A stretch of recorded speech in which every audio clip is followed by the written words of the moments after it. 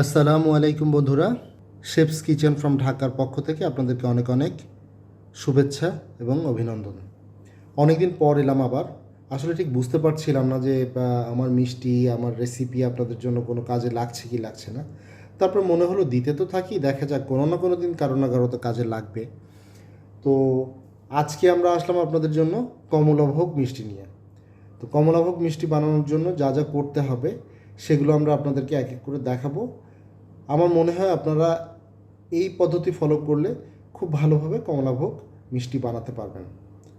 তো কমলাভোগ মিষ্টি বানানোর জন্য আমরা প্রথমে 1 কাপ ছানা নিব। সেটি নিয়ে আমরা 3 থেকে 5 মিনিট সুন্দর করে মুথে নিব।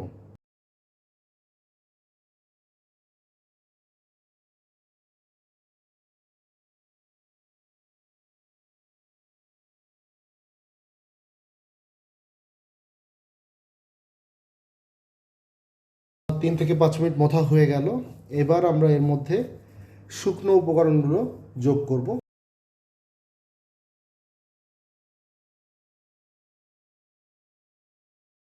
শুকনো উপকরণ হিসেবে আমরা ময়দা 1.5 টেবিল চামচ, সুজি 1/2 চা চামচ, চিনি 1/2 চা চামচ, শুকনো জর্দার রং 1/4 চা চামচ এবং বেকিং সোডা 1 চিমটির চেয়ে সামান্য একটু বেশি দিব, দিয়ে মিশিয়ে নিব।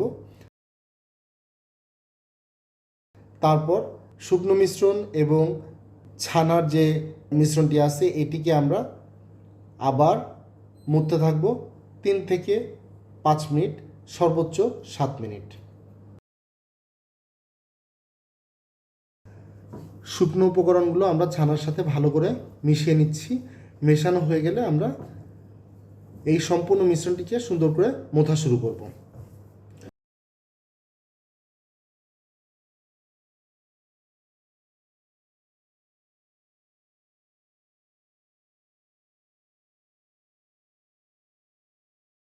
তো দেখতেই পাচ্ছেন আমরা কেমন করে মুছছি।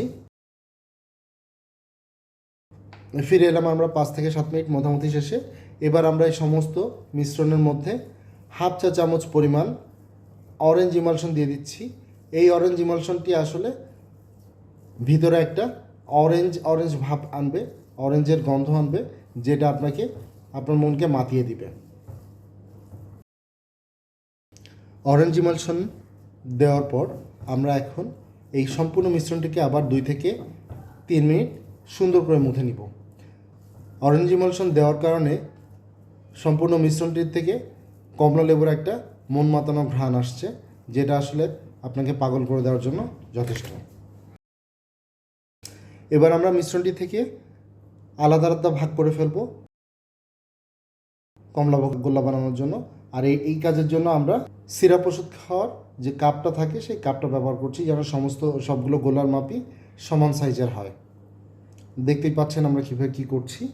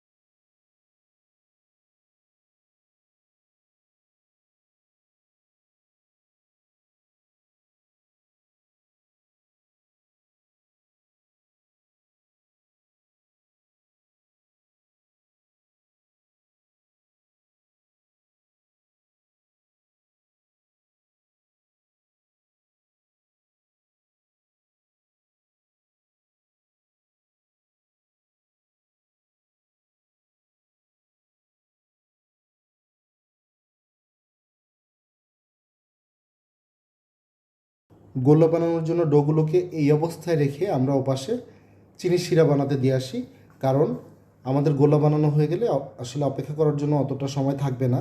সো আমরা চাই যে গোল্লা বানিয়ে সেটাকে টগবগ ফুটন্ত শিরার মধ্যে যেন দিয়ে ফেলতে পারি।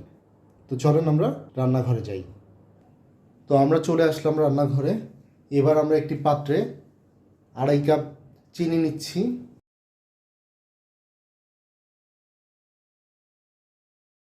এর মধ্যে আমরা 4 কাপের চেয়ে সামান্য একটু বেশি পানি দিয়ে জাল করা শুরু করব।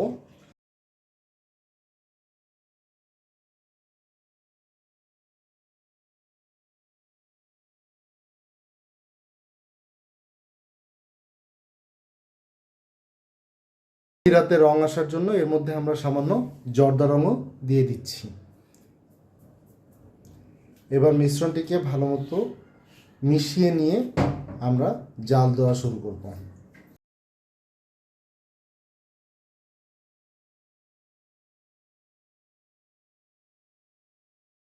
জাল হতে থাকুক, এবার আমরা যাই কমলাভোগের কমলা গোল্লাগুলো তৈরি করতে। তো চলেন আমরা শুরু করি গোল্লাগুলো বানানোর, কমলার গোল্লাগুলো, যেগুলো দিয়ে তৈরি হবে আমাদের সেই বিখ্যাত কমলাভোগ।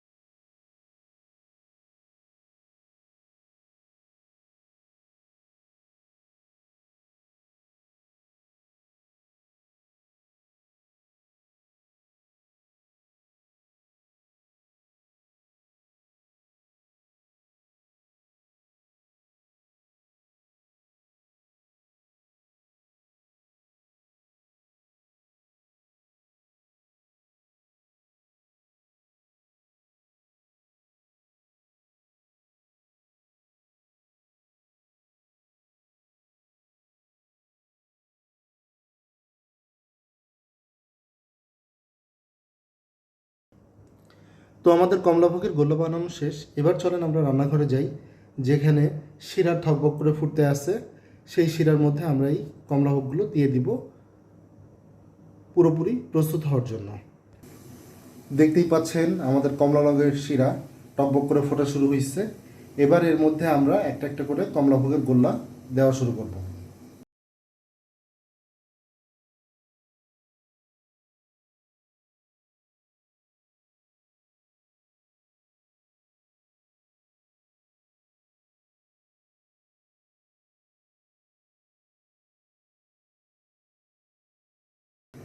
এবার আমরা ঢাকনা দিয়ে ঢেকে দিব এবং 20 মিনিট এই একই তাপে জাল করতে থাকব। জাল হতে থাকুক, 20 মিনিট পরে দেখা হচ্ছে আবার আপনাদের সাথে। 20 মিনিট হয়ে গেছে, আমরা ফিরে এলাম আবার কিচেনে। এর মধ্যে কমলাভোগগুলো যথেষ্ট পরিমাণ সিদ্ধ হওয়ার সুযোগ পেয়েছে, তো আমরা এখন ঢাকনাটা তুলে নিচ্ছি আর একই সাথে জালটাও অফ করে দিচ্ছি। দেখেন কমলাভোগগুলো ফুলে বেশ রসালো হয়ে গেছে।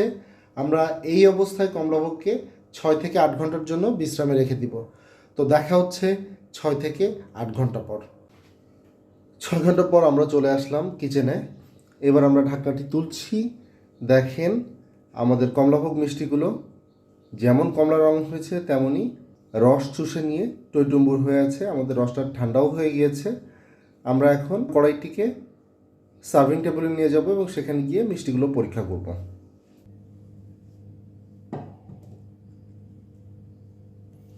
আমরা চলে আসলাম সার্ভিং টেবিলে।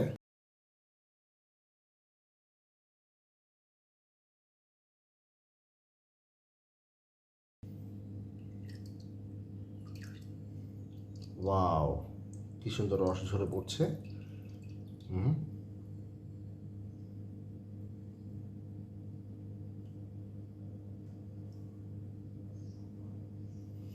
আপনারা দেখতে পাচ্ছেন মিষ্টিটাও ফুলে কীরকম ডাবল হয়ে গিয়েছে আর তার ভিতর থেকে কীভাবে রসটা বের হচ্ছে। সো আমাদের কমলাভোগ মিষ্টি বানানো হয়ে গেল। ধন্যবাদ এতক্ষণ কষ্ট করে আমাদের সাথে থাকার জন্য।